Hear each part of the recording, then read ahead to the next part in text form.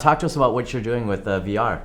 So I consult for a company called RedPill VR, who are the most amazing, talented team of people. The CEO of the company is a guy by the name of 𝕊𝕚𝕟𝕔𝕝𝕒, who's been in VR since 1992. I mean, he is OG VR. Wow, that's beyond. That's like before the internet. Yes, basically. So there's nothing he hasn't done in VR.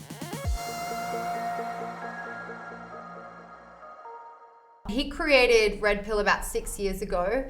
RedPill is a platform for the creation and distribution of social music experiences. In simpler terms, we create virtual venues and virtual artists. Wow, so is this a platform that event planners can create a virtual event even? Yes, yep. And is there interaction between avatars? Are you communicating with each other? Absolutely. Yep. Wow, and then what stage of development is it? We have currently 5 or 6 worlds under construction. Each world takes about a year to build. Over time, that's going to become better, faster, cheaper as the platform builds out. And I think we've got 2 that are totally finished now, and then a few others that are almost ready to go. And then when you build a world, are you selling real estate inside this world? So the worlds that are currently built are our generic worlds that are owned by RedPill. We're also building worlds for another client. That client, I won't name names in case I'm not allowed. He was very big in real estate, and he's actually divesting most of his real estate investments, I believe, because he thinks the future is as a virtual landlord. So he's building virtual worlds for a few clients. One of them is a very, very famous nightclub. And basically he will be their landlord, and we are building photoreal avatars of that nightclub's talent roster. And so not only will they be able to have shows in their nightclub, but 24/7, all year round, and this is a seasonal venue, they will be able to have virtual shows as well.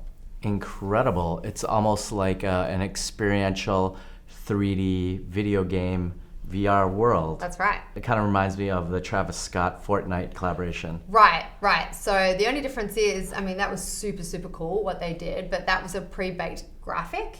Ours is a little bit different in that we build avatars sort of Westworld style, like we build the skeleton and everything, and you know, they move exactly like humans do. We also have this really crazy mocap camera system that tracks everything that you do, including facial expressions. So let's just say, hypothetically, a big DJ was playing at the nightclub at the time. His avatar in the virtual world would be doing exactly the same things that he's doing with 0 latency. So let's just say you're in LA, I'm in New York, Amanda's in Australia. Amanda's our friend, we'll talk about. We love Amanda. We love Amanda. Hi, Amanda.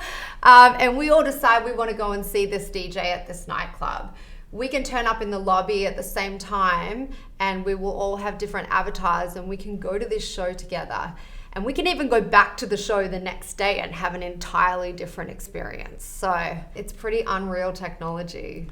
What does it cost to build a world? Let's say I'm Coca-Cola and I want to make Planet Coca-Cola. Right. What would it cost? It takes about a year, you said. Yes. So at the moment, like I said, it will become better, faster, cheaper as the platform builds out. But at the moment, it's around $3 to $5 million to build a world. So it's not cheap. That's pretty pricey. It's pretty pricey. That is pretty pricey. However, when you think about the scope of virtual reality, you are not limited by geography. You're not limited by venue capacity. You're not limited by time. You're not limited by age.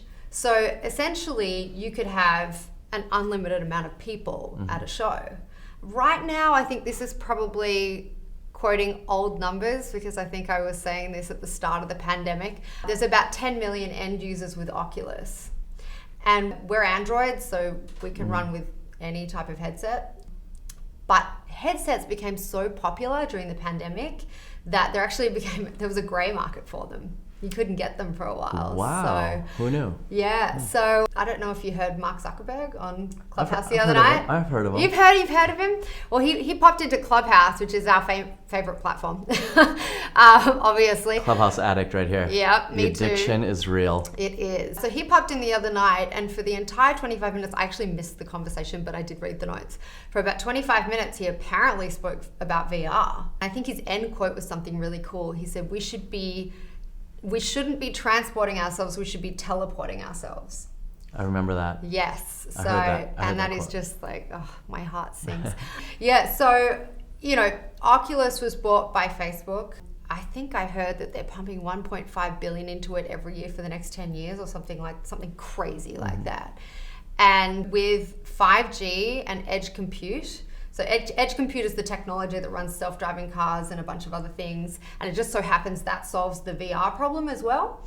What's the VR problem? Well, that you need a $2,500 gaming computer I see. to run VR. So currently the barrier to entry for VR in high fidelity is about, I think, 3,000, 3,500, somewhere in that ballpark. The chip's going to go in the headset. 5G is going to be fast enough to run high fidelity graphics, and you're no longer going to need that gaming computer. So the barrier to entry is going to drop significantly from that in the next couple of years. Also, all the major tech companies are making plays in the headwear space. So, I imagine there's going to be a lot of competition there, and the prices will come down, and before you know it, VR will be accessible to everybody. So that sounds really exciting.